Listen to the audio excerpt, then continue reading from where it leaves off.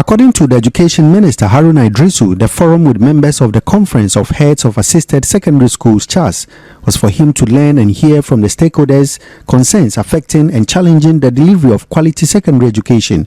He noted that the government will be compassionate to members even as they are free to criticize or raise concerns politely and respectfully. Responding to some of the concerns raised by Reverend Father Stephen Osuseche, president of CHAS, the minister said the government is committed to ending the double-track system by 2027 with the expansion of infrastructure to increase the intake of students. But at least policy guidance that next year you should identify 1 or 2 child schools for major infrastructure investment. So we expect that next year into your formula.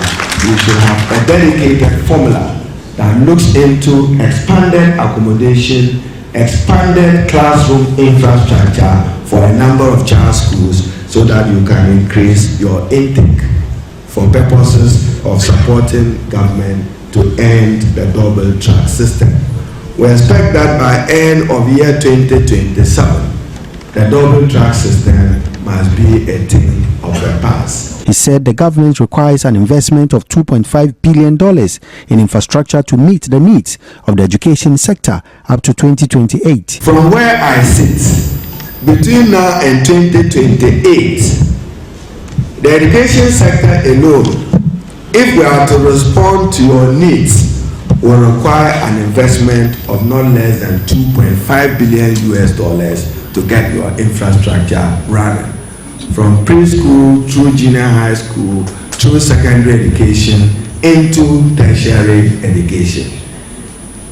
And there must be special attention for CHAS. I assure you for that. On the thorny issue of secondary school feeding, the minister assured CHAS cheques would be ready by Monday, April 14, 2025, after the board of directors is named. Precious Semevo, Joy News, Sunai.